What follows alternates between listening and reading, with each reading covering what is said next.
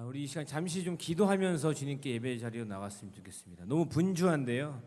여러분이 일주일에 한 번씩 만나서 우리가 반가운 거 다 알겠는데요. 너무 분주해요. 이제 예배를 시작함에 있어서 우리 마음을 정돈하고 우리 시선을 주님께 정돈하고 그렇게 예배로 나아갔으면 좋겠습니다. 정말 집중해서 하나님의 그 인도하신 가운데 나가는 예배 되길 소망합니다. 우리 이 시간 함께 잠잠히 기도하면서 주님께 나아갑시다. 하나님, 오늘도 주님의 귀한 인도하심 가운데 이 자리에 나왔습니다. 주님의 오직 이름만 구하며 오직 주님의 인도하심만 바라며 나아가는 예배 될 수 있길 원합니다. 내 주위에 내 옆에 있는 사람이 중요하지 않습니다. 오직 주님과 나의 관계에서 오직 주님 앞에 나가는 예배 되길, 주님의 십자가 앞에 나가는 예배 되길 소원합니다. 하나님, 이 시간 함께하여 주시옵소서. 우리 좀 잠잠하게 이렇게 마음을 모으고 시선을 모아서 주님께 나아가는 예배 될 수 있도록 예배를 위해서 함께 기도하면서 주님 앞에 나아갑시다. 아멘. 주님,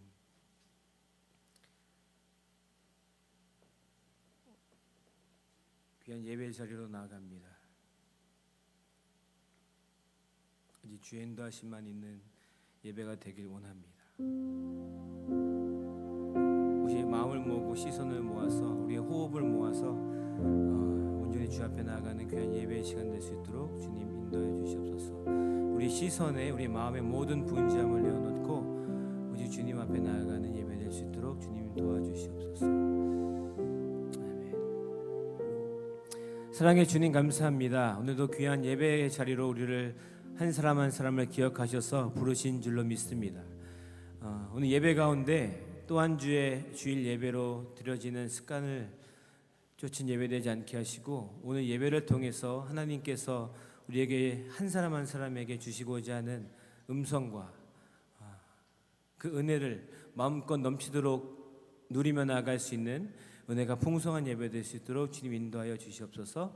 우리의 마음을 드립니다. 우리의 정성을 드리며 모든 것 드리며 나아갑니다. 아버지, 함께하여 주시옵소서. 모든 말씀 예수님 이름으로 기도합니다. 아멘. 이 시간 함께 힘차게 박수 치면서 주님께 예배의 자리로 나갔으면 좋겠습니다. 아멘.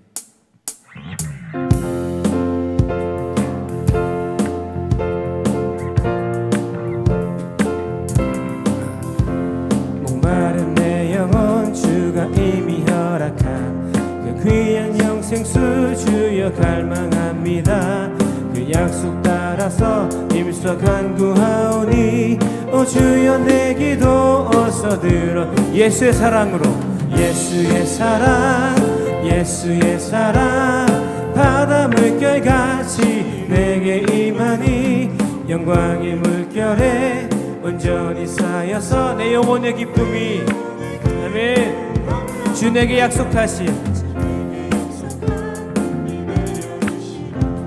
은혜의 저 구름 건너편에 떠올라 그 귀한 징조가 내게 밝히 보이니 나 힘을 다하여 주께 간구. 예수의 사랑으로, 아멘,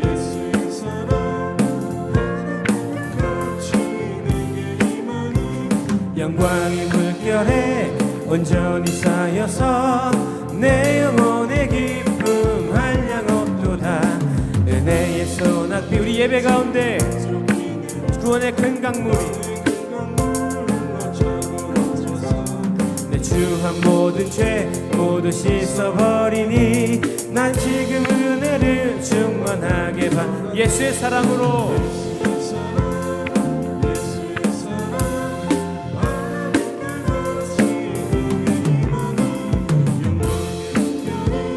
온전히 쌓여서 내 영혼의 기쁨 한 차고는 넘치는 은혜로 힘차게 밀려와 내게 만족합니다. 오 할렐루야로 주를 찬송하오니 내 마음의 기쁨이 항상 충만. 예수의 사랑,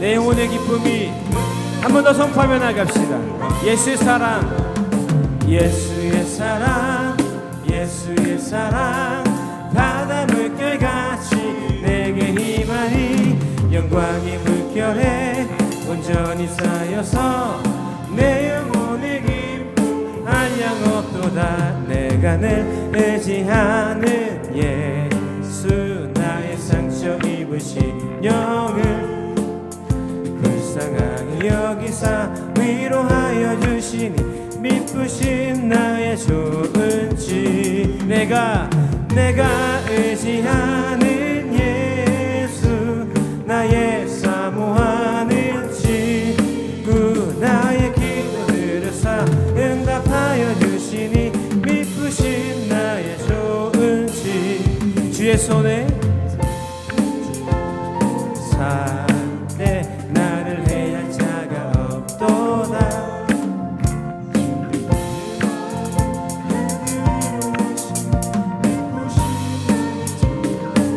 내가 의지하는 예수 내가 의지하는 예수 나의 사모하는 친구 나의 기도들을 응답하여 주시니 미쁘신 나의 좋은 집. 요단강 건널 때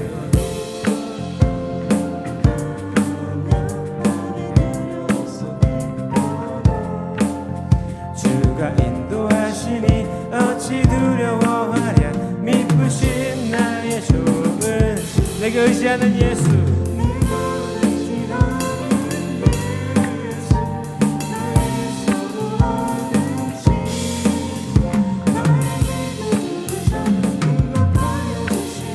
미쁘신 나. 한 번 더 선포하며 나갑시다. 내가 의지하는 예수 내가 의지하는 내가 사모하는 친구 나의 기도들을 응답하여 주시니 한 번 더 내가 의지하는 예수 내가 의지하는 예수 나의 사모하는 나의 기도를 들으시는 주님 응답하여 주시니 미쁘신 나의 좋은 친구. 아멘. 오늘 그 주님이 우리 함께 하십니다. 믿으십니까? 오직 그 주님만 믿고 오직 주님만 의지하며 나가는 우리의 예배 되길 소망합니다. 우리 함께 자리에서 일어나서 주님 의지합니다. 오직 주님만 바라봅니다. 그 마음의 고백으로 중심으로 주님께 나아가며 예배합시다. 우리 힘차게 선포하는 마음으로 예배합시다. 나의 영혼이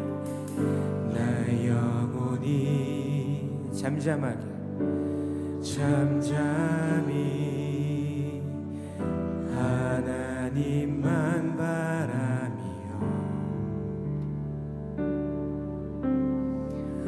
나의 구원이 그에게서 나는 도다. 우리 영혼을 향해 선포합시다. 나의 영혼아 잠잠하게 주 앞에 잠잠히 하나님만 바라보며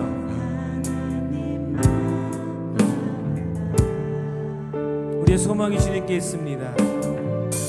나의 소망이 저에게서 나는 도다. 그렇습니다. 오직 주님만이 오직 주만이 나의 반석 나의 구원이시니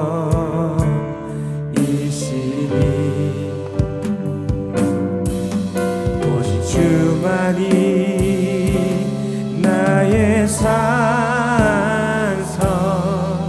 내가 요동치 아니하리. 나의 영혼이 간절하게 주님께 나의 영혼이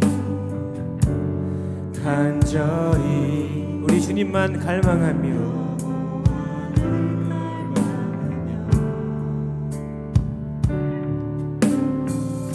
나의 입술이 여호와를 찬양하리. 우리 영혼을 향해 선포하며 나의 영혼이 즐거이 여호와를 따르리니 나의 평생에 여호와를 송축. 우리 믿음으로 주님께 선포하며 나갑시다. 오직 주님만이 나의, 오직 주만이, 아멘.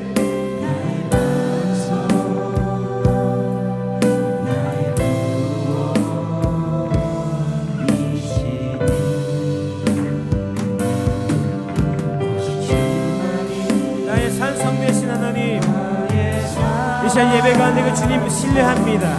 그 주님 의지하며 나아갑니다. 더 큰 고백을 선포하며 주 앞에 나아갑시다. 오직 주만이 나의 반석 되십니다.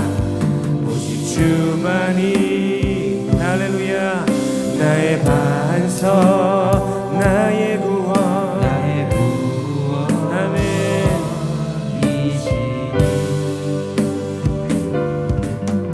오직 주만이 나의 산, 그 산성 되신 하나님이 오늘도 나와 함께 하심을 고백합니다. 더 큰 고백으로 마지막으로 선포합시다. 오직 주님만이 나의 모든 것 되십니다. 아멘. 나의 반석 되신 하나님, 그 주님의 임재를 기다립니다. 이 시간은 예배 가운데 우리의 심령이 회복되어지며 새로워진 은혜가 되길 소망합니다. 아버지 인도하여 주시옵소서. 우리 함께 이 시간 동서로 기도하며 주 앞에 나갑시다. 하나님, 이 시간 나를 만지시옵소서. 이 시간 나를 인도하여 주시옵소서. 아버지 인도하여 주시옵소서. 우리 주님만 의지하며 나가는 예배되길 소망합니다. 내 심령이, 내 모든 삶의 표적이, 모든 목표가 주님을 향하여 나가기 소망하며 나갑니다. 아버지 인도하여 주시옵소서.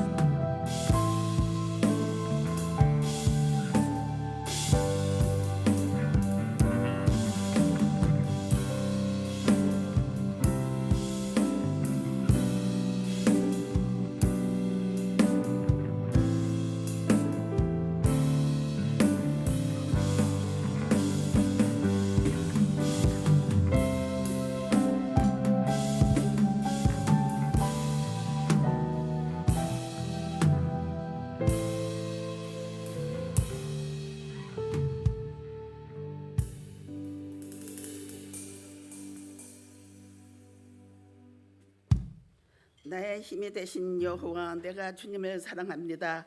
지난 한 주간도 저희를 지켜주시고 의뢰와 사랑 안에서 거하게 하시니 오늘 거룩한 주일 하나님 아버지께 나와 예배 드리며 신령과 교제를 통해 주님을 만날 수 있게 인도하여 주시니 감사드립니다.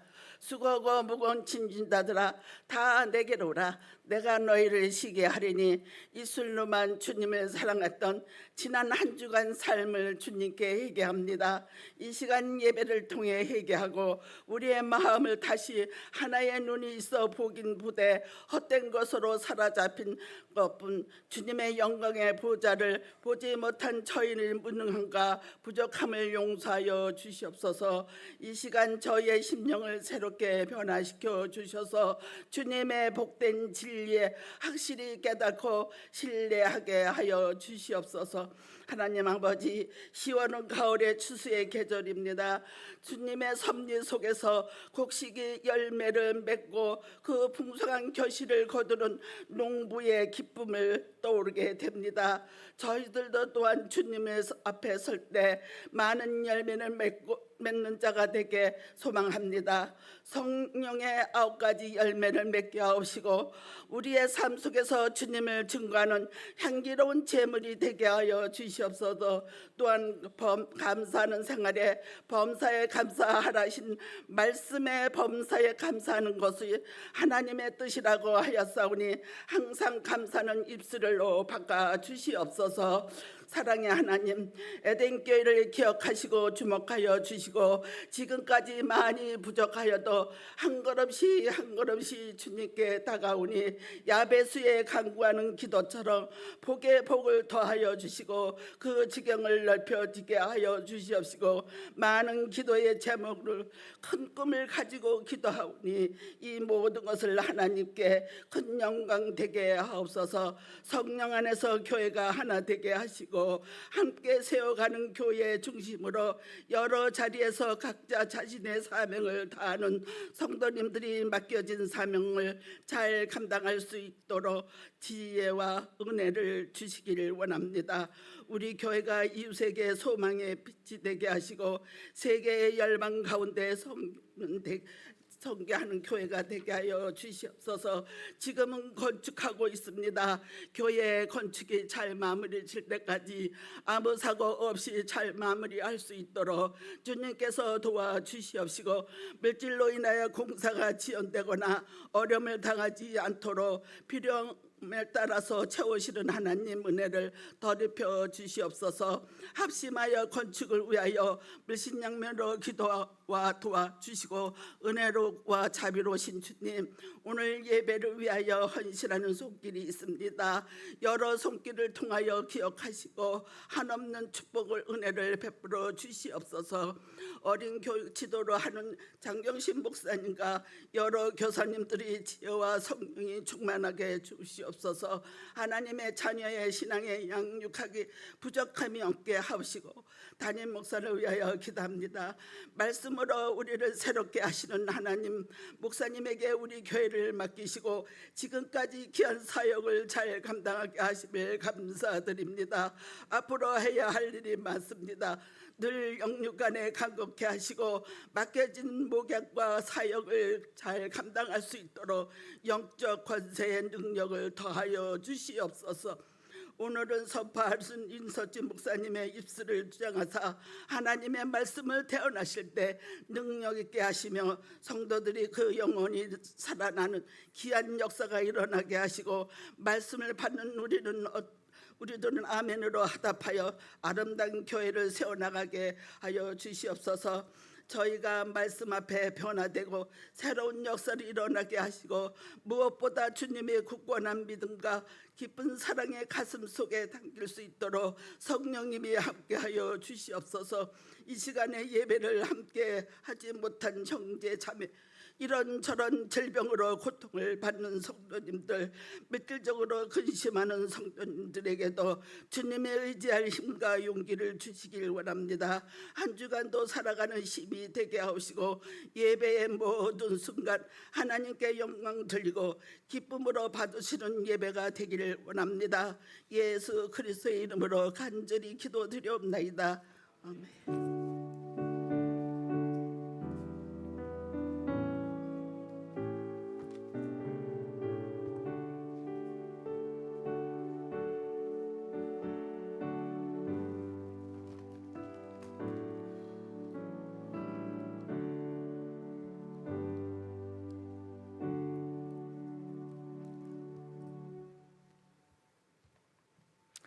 할렐루야.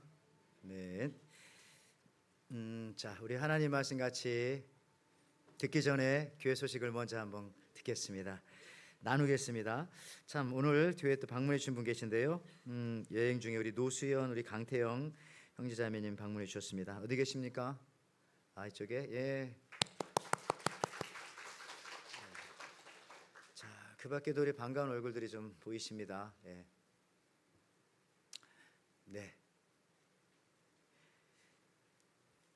주보 같이 보시면서 교회 소식 함께 나눠요. 우리 이제 교육관 건축 역시 잘 이루어지고 있습니다. 여러분 같이 한번 기도해 주시고요. 같이 또 참여해 주시면 감사하겠고요. 또 안전에 유의해 주시고 또 가급적 스트리트 파킹 도와주시면 감사하겠습니다. 또 2부 예배 후에 당회가 있습니다. 또 연합 사랑방 기도회 두 번째 시간인데요.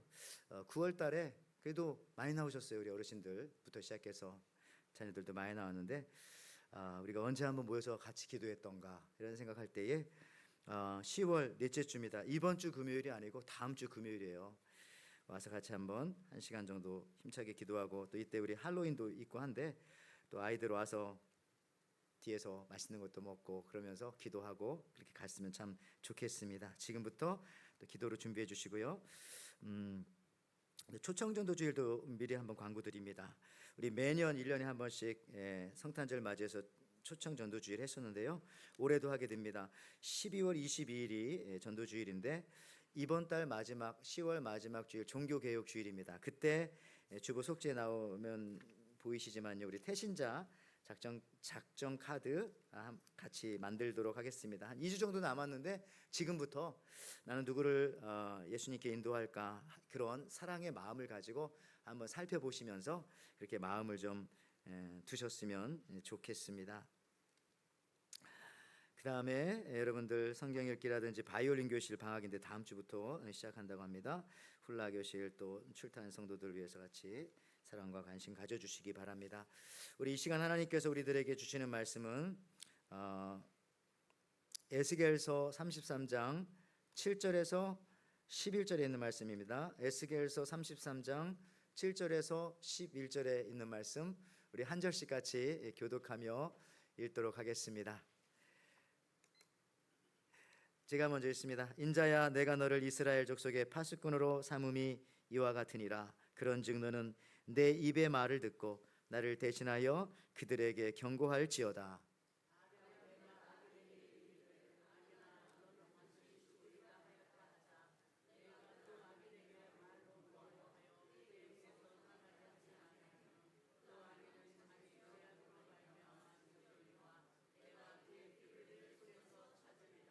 그러나 너는 악인에게 경고하여 돌이켜 그의 길에서 떠나라 하되, 그가 돌이켜 그의 길에서 떠나지 아니하면 그는 자기 죄악으로 말미암아 죽으려니와 너는 내 생명을 보전하리라.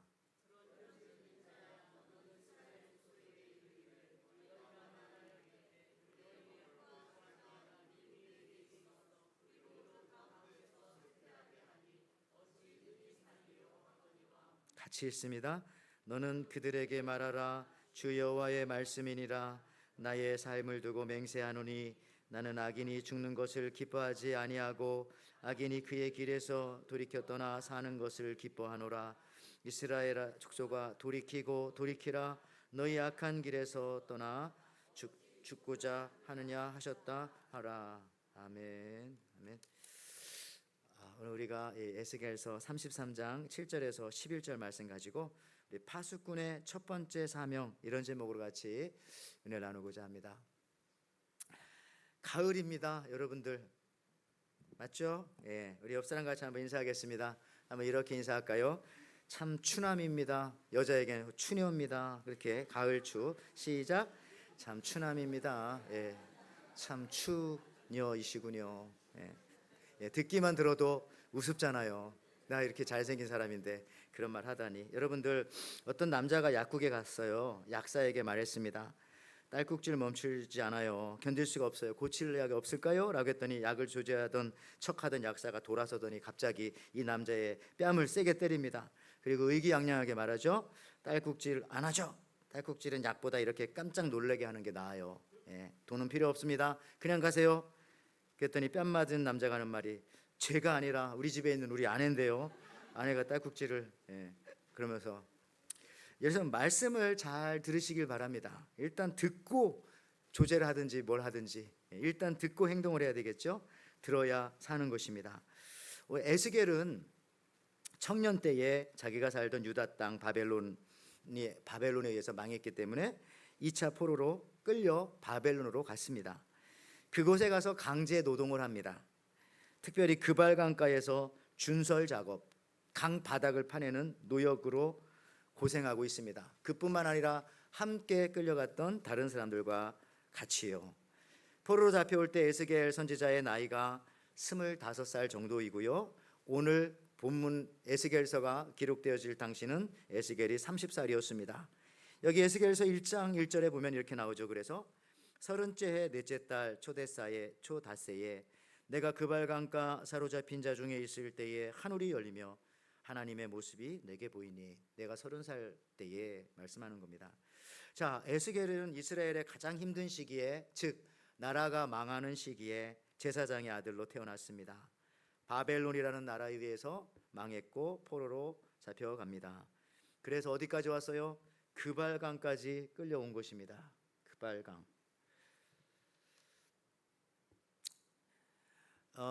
그발강은 지금 여기 보니까 유프라테스 강과 티그리스 강 사이에 연결되어지는 그런 작은 강입니다.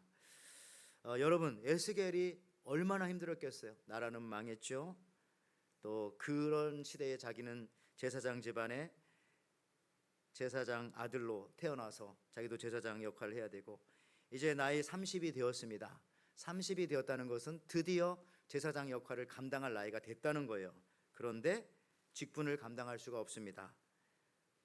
실업자가 된 겁니다. 30에. 그리고 강 바닥을 끌려와서 강 바닥을 퍼내는 준설 작업을 하고 있습니다. 끌려올 때 혼자만 끌려온 것이 아니라 같이 끌려왔고요. 함께 왔던 백성들이 아마 이 제사장인 에스겔만 바라봤을 수도 있을 거예요.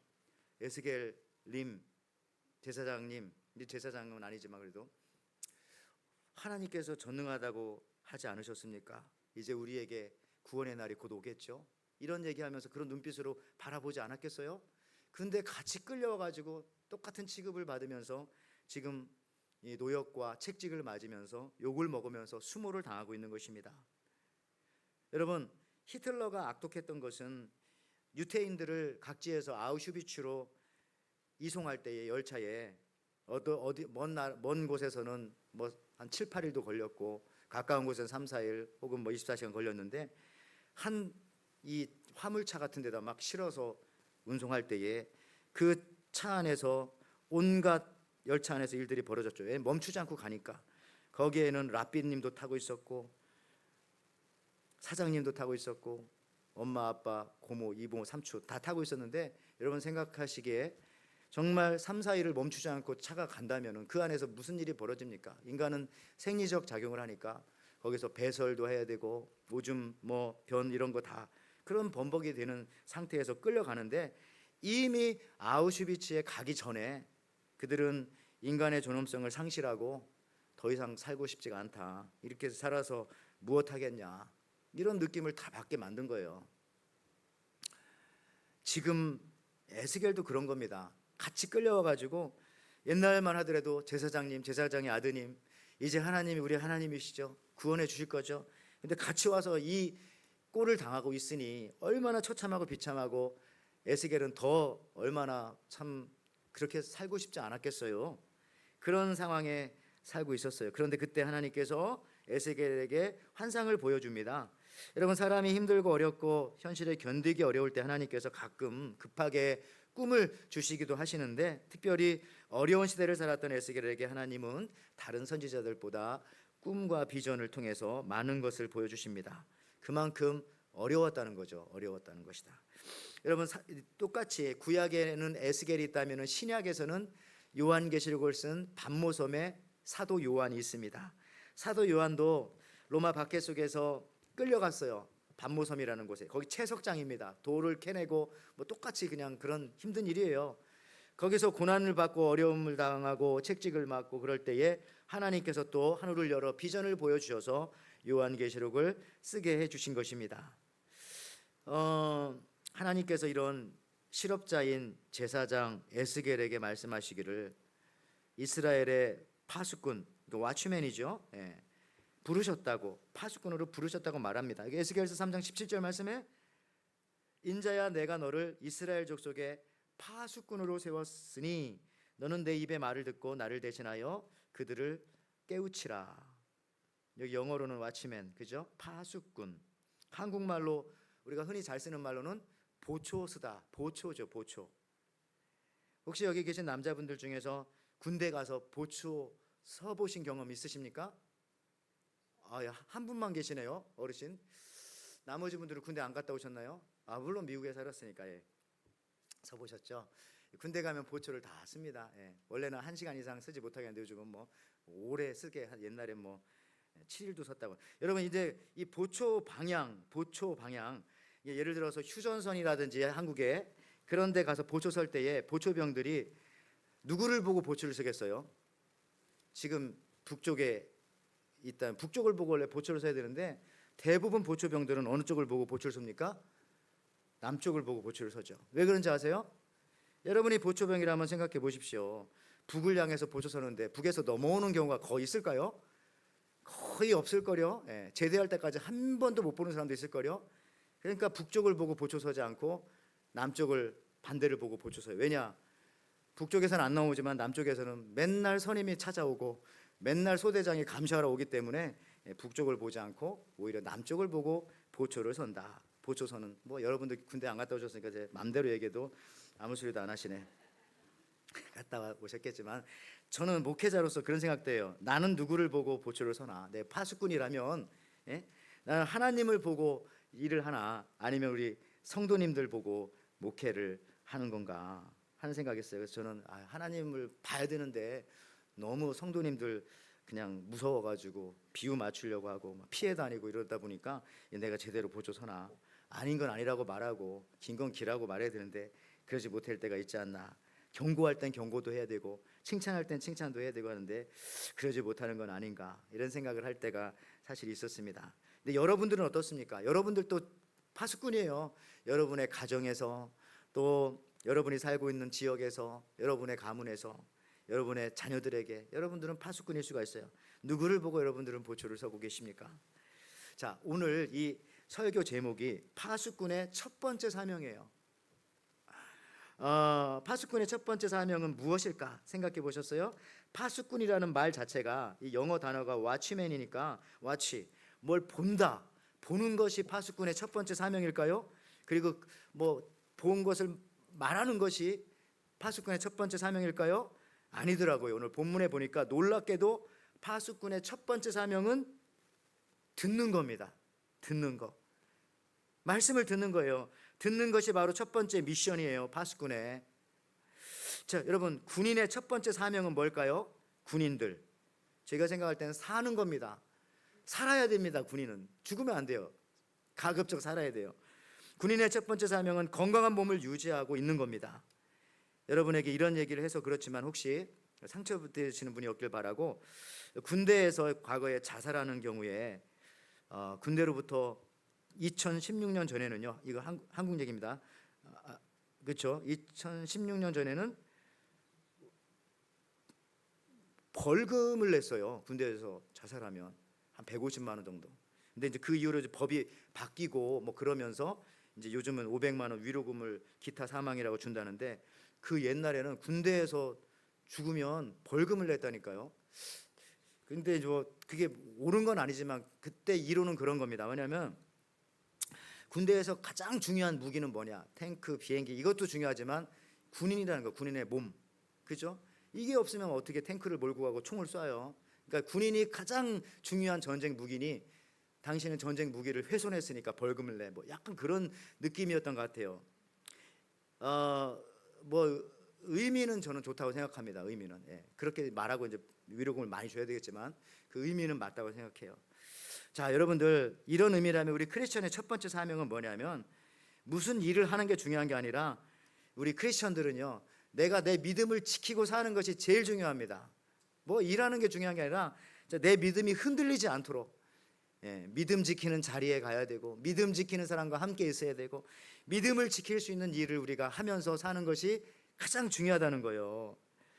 지지난주 살펴본 것처럼 믿음이 없이는 하나님을 기쁘시게 못하나니 하는 것처럼 믿음을 지키는 것이 우리 크리스천들에게는 첫 번째 사명이고요. 우리가 예수 그리스도인으로 사는 것이 중요합니다. 사는 것이 영적으로 건강하게 사는 것이 중요합니다. 그만큼 믿음을 가지고 하나님을 그래야 기쁘시게 할 수 있어요. 오늘 놀랍게도 다시 한번 파수꾼이라는 단어가 영어 성경으로 보면 그 뉘앙스가 진짜 워치맨 아주 분명하잖아요. 뭐 중국말로 옛날에 워치만니 이런 거 할 때 그 워치만이 그런 겁니다. 첫 번째 사명은 와치가 아니라니까요. 이름에 속지 말라. 스피크도 아닙니다. 말하는 것도 파수꾼의 첫 번째 사명이 아닙니다.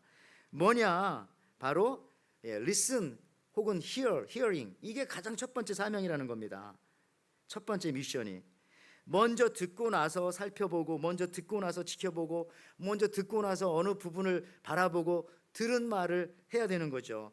분명하게 자 오늘 키 벌스인데 에스겔서 33장 7절입니다. 한번 자세히 보세요. 자, 인자야 내가 너를 이스라엘 족속의 파수꾼으로 삼음이 이와 같으니라. 그런즉 너는 내 입의 말을 첫 번째 뭐라고요? 듣고 듣고 그리고 나를 대신하여 경고 스피크 말해라 이런 얘기입니다. 그러니까 파수꾼의 가장 첫 번째 사명은 그 이름이 지켜보는 게 아니라 듣는 겁니다. 듣는 거.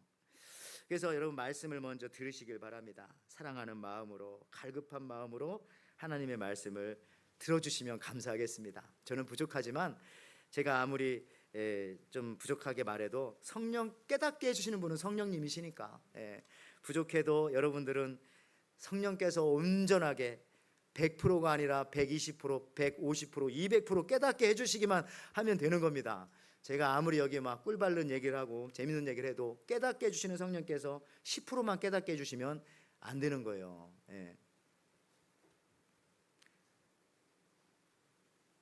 제발 나가지 않았으면 좋겠는데 여러분들 이 정호성 시인의 시집 중에 윤동주 시집이 든 가방을 들고라고 하는 이런 시가 있어요.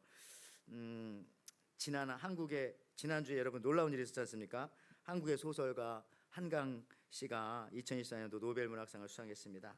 그렇지 않아요? 그래서 그는 그렇게 말하더라고요. 오늘날 내가 여기 있게 된 것은 우리 선배 작가들의 그런 쌓아놓은 것이 있어서 나는 그냥 그 위에 쓴 것뿐이다. 겸손하게 이렇게 참 말을 잘했고 또 인터뷰하지 않는 이유는 지금 전쟁이 세계 곳곳에 많이 있고 사람들이 많이 죽는데 내가 지금 이거 탔다고 잔치를 벌일 수 없다 그래서 아마 기자회견도 않는다고 합니다.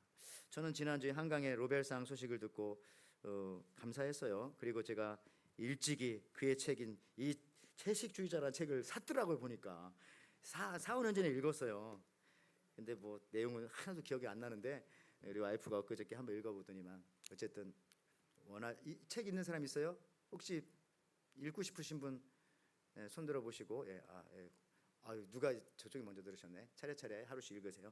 근데 뭐 모르겠습니다만은 매출이 한 3,000배라고 하더니 오늘 7,000배 늘었다고 해요. 영어로도 나오고 하는데 자 왜냐하면 이분이 그랬잖아요. 자기 선배 작가의 그러한 그 터위에서 내가 이렇게 됐다. 근데 그 선배를 저도 생각해봤더니 이분이 기독교인이면 좋은데 기독교는 또 아니고 근데 기독교 우리 소설가 중에 저기 시인 중에 문인 중에 저는 윤동주 그죠? 믿음의 사람이지 않습니까? 근데 이 윤동주를 대상으로 또 정호성 시인이 쓴 이 제목 윤동주 시집이 든 가방을 들고 이게 참 항상 재밌었어요. 내용은 이런 겁니다. 좀 길지만 그냥 제가 읽어볼게요. 나는 왜 아침 출근길에 구두에 질펀하게 오줌을 싸놓은 강아지도 한 마리 용서하지 못하는가? 윤동주 시집이 든 가방을 들고 구두를 신는 순간 새로 갈아 신은 양말에 축축하게 강아지의 오줌이 스며들 때 나는 왜 강아지를 향해 이 개새끼라고 소리치지 않고는 견디지 못하는가? 개나 사람이나 풀이나 잎이나 생명의 무게는 다 똑같은 것이라고 산에 개를 데려왔다고 시비를 거는 사내와 멱살잡이까지 했던 내가 왜 강아지를 향해 구두를 내던지지 않고는 견디지 못하는가? 세상에서 가장 어려운 일은 사람의 마음을 얻는 일이라는데 나는 한 마리 강아지의 마음도 얻지 못하고 어떻게 사람의 마음을 얻을 수 있을까? 진실로 사랑하기를 원한다면 용서하는 법을 배워야 한다고 윤동주 시인은 내게 말씀하시는데 나는 밥만 많이 먹고 전 여기에 뜨끔 나는 밥만 많이 먹고 강아지도 용서하지 못하면서 어떻게 인생의 순례자가 될 수 있을까? 강아지는 이미 의자 밑으로 들어가 보이지 않는다. 오늘도 강아지가 먼저 나를 용서할까 봐 두려워라. 여러분들 용서하세요. 그분이 개다 생각하고 용서하라는 건 아니지만 용서하세요. 근데 윤동주 시인의 시집 나는 바람에 잎새 이는 바람에도 한 점 부끄러 먹기를 그런 시를 자기가 들고 든 가방을 들고 아침에 구두 신었더니 오줌 싸놨다는 거죠. 이런 일이 옛날에 시골에 있었어요. 저는 이거를 이 기독교적으로 또 내 삶으로 바꾸면 그런 거예요. 성경책이 든 가방을 들고 혹은 거룩한 찬양을 부르면서 혹은 거룩한 찬양을 들으면서 운전할 때 또 십자가 목걸이를 차에 달고 혹은 내 목에 달고 나는 내 목사라는 직함을 가지고 그렇게 쉽게 화내고 용서하지 못하고 지극히 자기 중심적으로 살진 않았나 하는 부끄러움이 일더라 이겁니다. 여러분 그렇습니다. 이게 단순히 성경책을 가지고 다니는 것이 중요한 것이 아니고 단순히 예배만 드리는 것도 중요하지만 그것만이 중요한 것이 아니다. 말씀을 듣는다는 이야기는 뭐냐? 그 말씀을 우리 마음 그릇에 담는다는 것이고 더 나아가서는 그 말씀을 먹는다는 겁니다. 이링 먹는다는 거죠.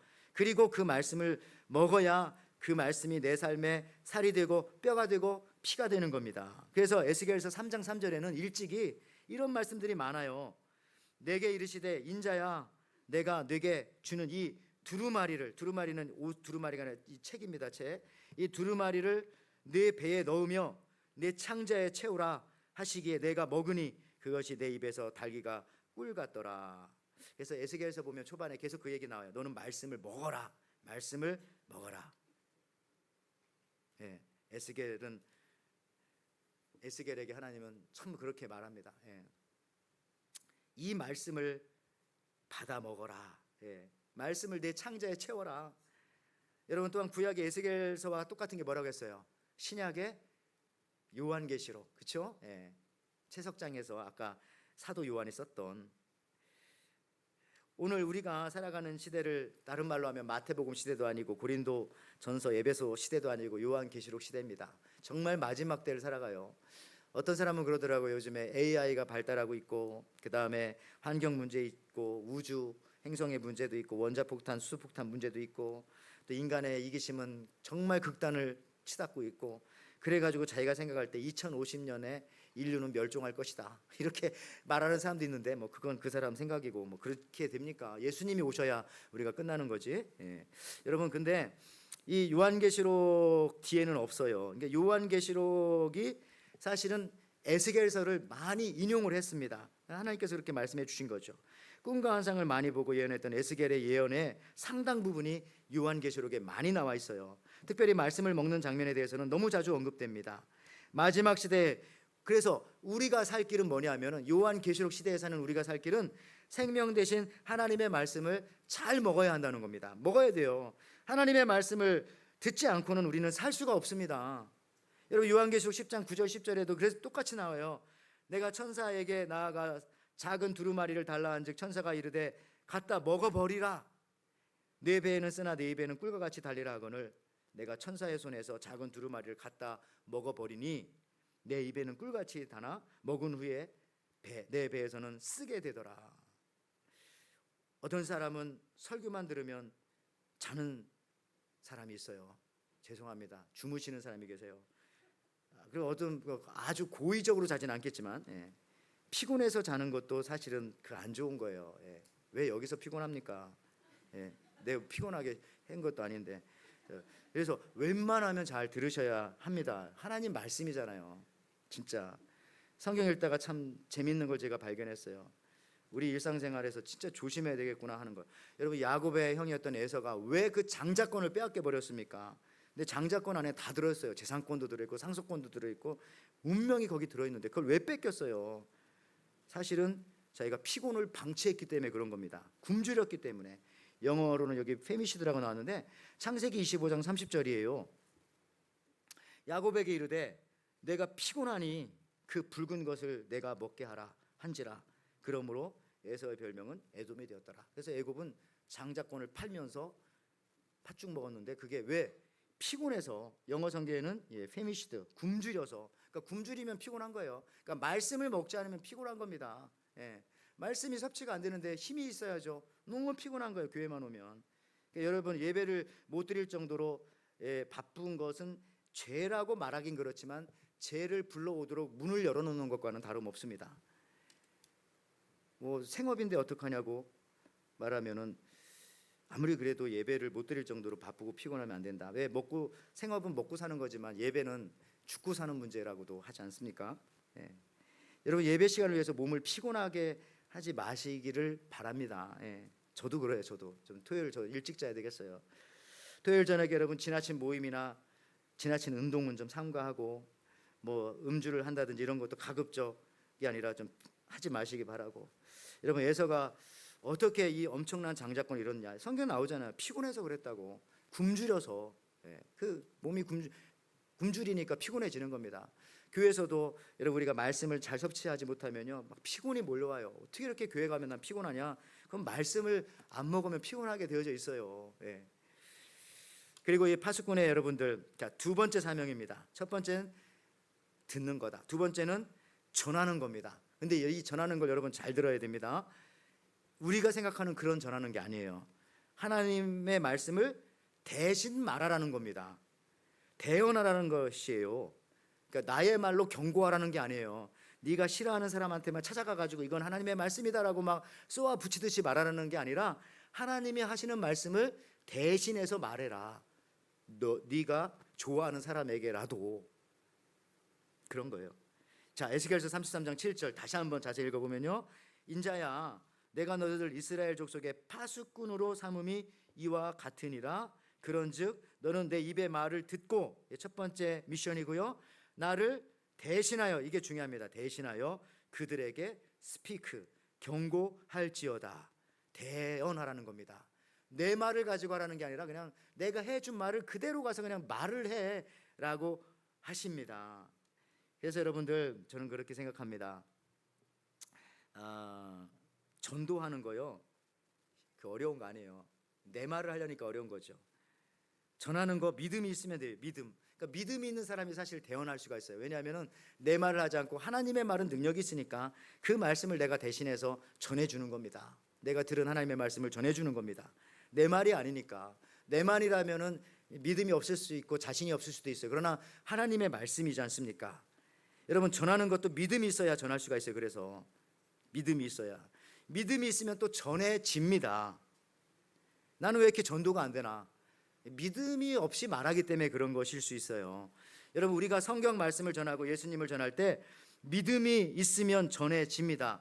믿음으로 그래서 전하시기를 바랍니다. 12월 22일 우리 이제 초청 전도주일인데, 자, 무슨 얘기 하려냐면은 교육학자들이 그런 말합니다. 아이들이 어떻게 언어를 배우는가? 굉장히 간단해요. 엄마가 아이를 업고 안고 가까이 놓고 계속 말하는 거예요. 애한테 뭐라고 말해요? 믿음을 가지고 말하는 거예요. 배고프지?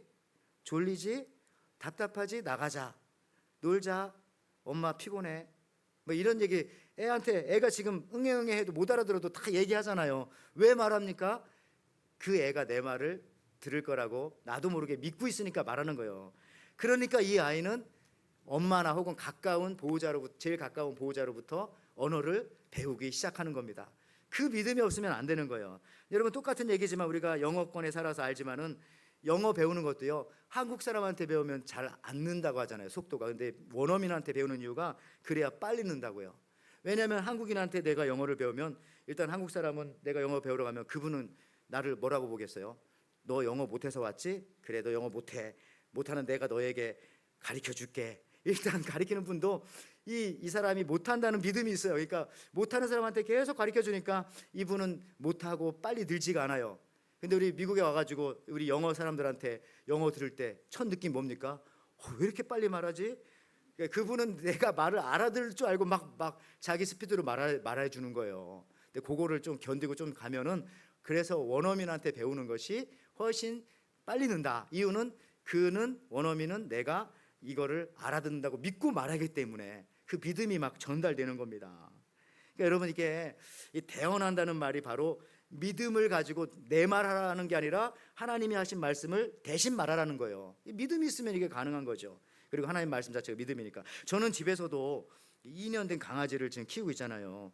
우리 집 식구들이 마치 이 강아지가 알아듣듯이 어느 순간인가부터 막 말을 하는 거예요. 나갔다 들어왔다 나갔다 올게 뭐 하면서 기다려라 뭐. 그런데 놀랍게도 요즘 강아지가 우리들의 말을 알아듣기 시작했습니다. 그것도 꽤 많이. 심지어 어떤 때는 자기가 사람인 것처럼 막 행동할 때도 있어요. 예를 들어 가지고 예전에는 제가 이렇게 쓰다듬어 주면 발랑 뒤집어져 가지고 배를 보여줍니다. 이제 여기도 쓰다듬으라는 거죠. 그랬어요. 근데 어느 순간인가부터는 발랑 뒤집어져서 멍멍 2번 얘기해요. 쓰다듬어 뭐 이런 것 같아요. 그래서 제가 이제 막 쓰다듬어 주죠. 근데 2주인가 3주 전부터는 또 얘가 이 말이 늘었어요. 어떻게 하냐면 딱 와가지고 이 손으로 우리 여기를 툭툭 치면서 두 번 쳐요. 멍멍 빨리 스타트 뭐 이런 얘기 같아요. 그러니까 이게 행동도 늘고, 그러니까 이게 옛날에 이게 개소리로만 들렸는데 이제는 약간 언어가 좀 통하고 뭐 제스처도 굉장히 언어가 있더라고요. 있어요, 그게 있어요. 다 느낌이.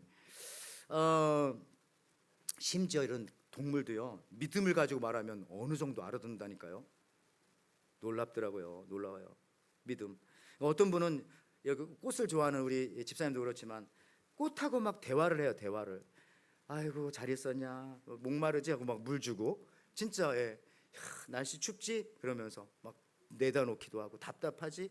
그런 사람이 키우는 꽃이, 여러분들, 그런 식물이 잘 자라겠어요? 금방 죽겠어요? 잘 자라더라고요.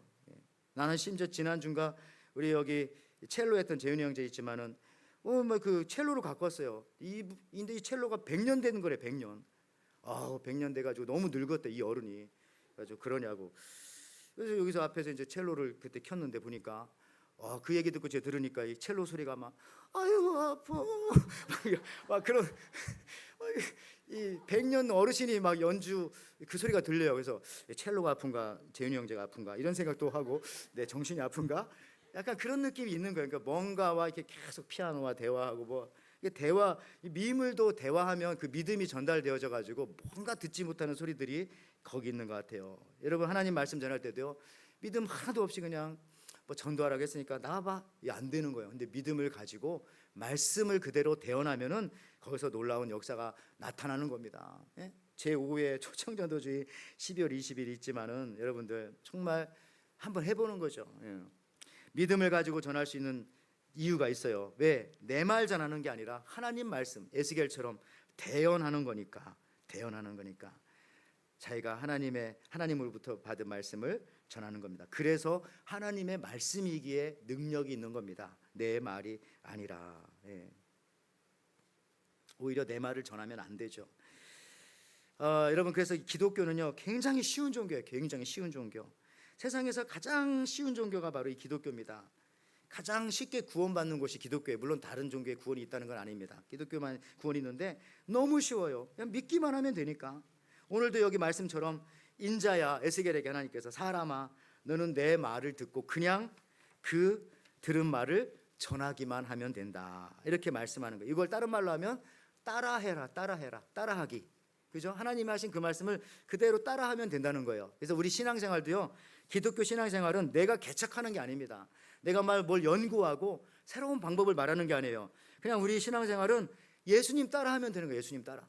그래서 신앙생활은 너무 쉬운 거예요. 우리는 완벽한 모델이 있어요. 예수님, 인간이시고 하나님이신 예수님. 그래서 이 기독교만큼 정말 완벽한 종교가 있을까? 완벽한 구원의 길이 있을까? 그리고 놀라운 것은요, 하나님께서 따라하라고 한 거잖아요. 이렇게 대언하라는 얘기는 내가 한 말 그대로 하면 돼, 따라하라. 이 얘기는 뭐냐면 이것과 똑같아요. 하나님께서 우리에게 나와 너 동업하자, 동업. 하나님 다 하실 수도 있지만은 우리와 함께 일하길 원하시는 거예요. 이유는 우리에게 상 주시기 위해서. 나중에 다 같이 해놓고 하나님께서 하시는 말씀이 네가 다 했다, 나중에 그렇게 말씀하시는 겁니다. 그대로 따라만 해, 이 얘기예요. 사실 저도 설교할 때 쉽게 할 수 있는 것은 뭐 제가 제 말하는 거 아니니까 하나님 말씀 전한다, 이런 생각으로 하는 건데, 그냥 대언하는 형식으로 대행하는 마음으로 하면 되는 겁니다. 우리 교회는 천국의 그냥 분점이에요. 분점. 본점은 저기 하나님 나라에 있고, 우린 그냥 파견 받은 사람들이에요. 책임은 다 본사에서 책임집니다. 문제가 있으면. 이런 느낌으로 여러분들, 우리는 하나님 나라의 다 사원들이고 하나님의 자녀들이고 동업한. 여러분, 항공모함 여기 보니까 그 항공모함이 아무리 크다고 해도, 물론 그렇게 크지 않은 항공모함도 있지만은 거기서 저렇게 비행기가 막 뜨고 내리잖아요. 전투기가, 그 빠른 것이. 근데 어떻게 저 조그마한 활주로에서 이렇게 전투기가 확 뜰까? 지금 뭐 기술이 더 발달했겠지만 옛날에는 그 이유가 그 방법이 그거더라고요. 저 항공모함이 비행기가 이륙하는 방향을 향해서 전속력으로 막 가는 거예요, 같이. 그러니까 항공모함도 가고 비행기도 가고 가면서 떠요. 그러니까 더 이 활주로가 더 길게 느껴지는 거죠. 더 길게. 그랬대요. 그래서 여기 줄탁동시라는 말도 있지만은 병아리가 바깥으로 나올 때 바깥에서 어미니 닭도 이렇게 콕콕 쪼아주잖아요. 같이 탁. 하나님도 이거를 우리에게 원하시는 거예요. 그러면서 우리가 조금 하려면은 이미 다 뜯어놓고 네가 다 했다 이러면서 하시는 거죠. 넌 나를 따라하기만 해. 나와 동업하자. 여러분들 이제 좀 말씀을 마치면서 여러분, 하나님은 여러분과 함께 하나님의 나라를 이루어 가시기를 원하십니다. 하나님이 힘이 부족해서 그런 것이 아니라, 근데 우리에게 필요한 거는 제일 첫 번째 미션 있습니다. 요한복음 5장 25절에 나오지만 진실로 너에게 이르노니 죽은 자들이 하나님의 아들의 음성을 들을 때가 오나니 곧 이때라. 듣는 자는 살아나리라. 듣는 거. 하나님의 말씀을 들으면 우리는 살게 되어 있어요. 여러분, 파수꾼이라고 하는 히브리 단어가 뭔지 알아요? 그 다음 PPT 한번 보여주시면 나차르라고 합니다. 나차르. 파수꾼, 영어로는 와치맨이지만 히브리 말로는 나차르. 어디서 많이 듣던 말 아니에요? 예수님 얘기할 때 우리 뭐라고 말합니까? 나사렛 예수. 그 나사렛이 나차르입니다. 똑같은 말이에요. 그래서 이 나사렛이란 말은 파수꾼, 지켜보다, 그런 뜻입니다.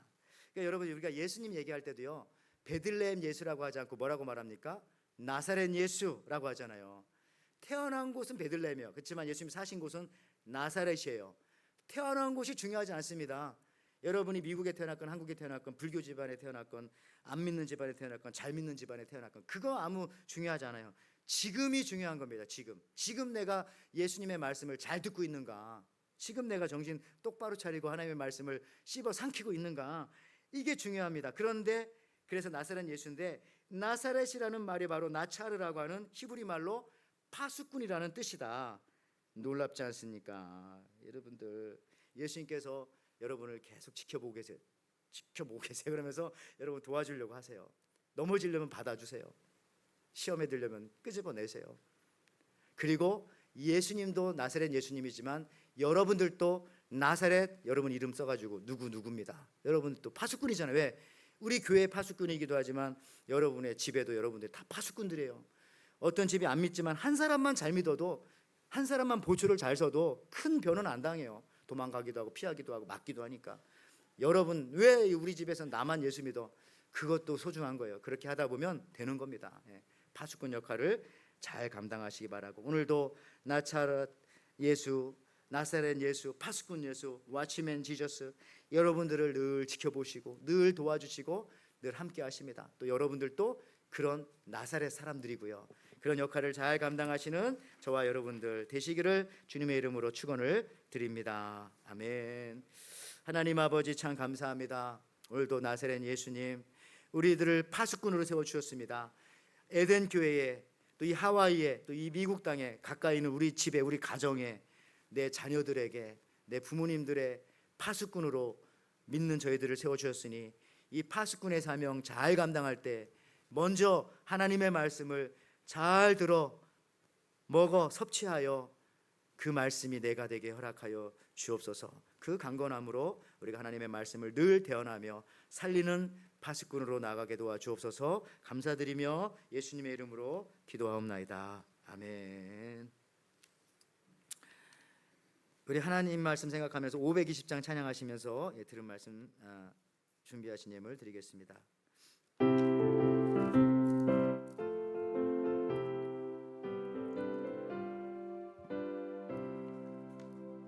듣는 사람마다 복음 전하여 복스러운 소식 두루 퍼치세.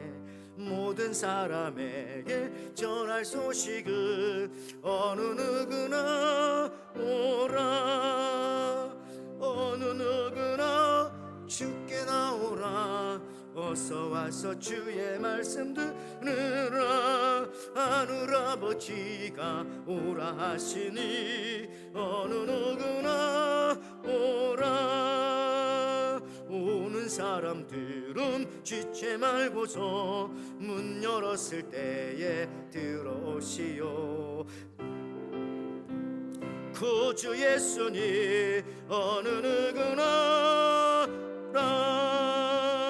어느 누구나 주께 나오라. 어서 와서 주의 말씀 들으라. 하늘 아버지가 오라 하시니 어느 누구나 오라. 우리 다 일어나서 부르겠습니다. 언약하신 대로 이룰 것이니 누구든지 언약 받을 수 있네.